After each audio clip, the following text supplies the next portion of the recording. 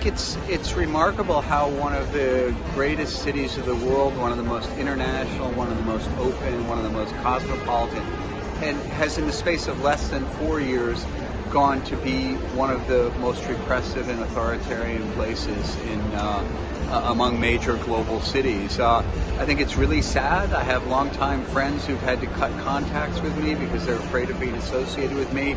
And of course, I have so many friends and former colleagues who are in jail. So I don't think we've seen anything like this.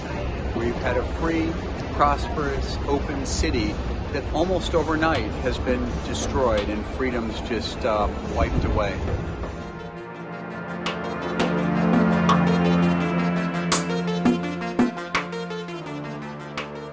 One of the most remarkable men one of the most remarkable people that I've ever met. Here's a man who had so many resources, hundreds of millions of dollars, maybe he was a billionaire.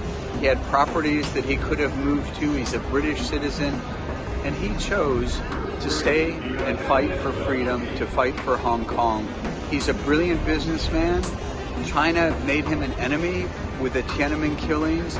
He then developed a media empire after his fashion empire and his textile empire.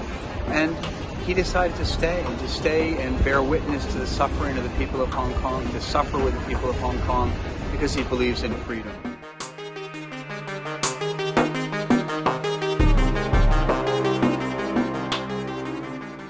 Board of directors of Next Digital, the parent company, when John Lee, Secretary for Security at the time, now Chief Executive, shut the newspaper down.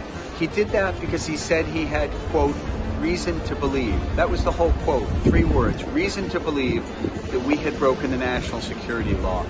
Here we are, almost 2 years on. We've never seen those charges tried in court. Meanwhile, all Apple Daily 7 have been held without trial. Jimmy Lai, of course, has been convicted on ridiculous charges, but the other 6 people have offered to plead guilty.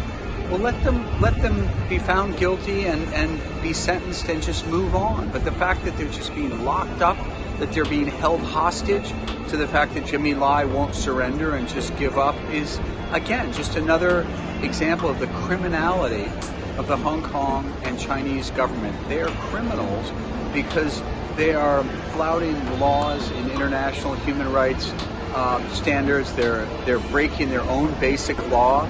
They're breaking the Sino-British Declaration. The Chinese government says it wants an international rules-based order, but clearly it only likes rules when it gets the rules in its favor. It's afraid of freedom, and unfortunately, the Apple Daily 7, and in fact all of the 47, the Hong Kong 47, are having to pay that price for the fact that the Chinese Communist Party is afraid of freedom.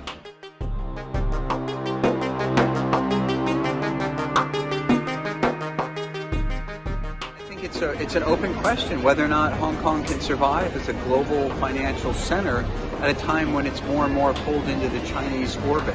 Hong Kong has always done some bad things have happened in Hong Kong, North Korean money laundering, but now we're seeing evidence of more bad activities. Hong Kong is sheltering assets from sanctioned Russian oligarchs such as Alexei Mordashov, whose mega yacht was parked in Hong Kong.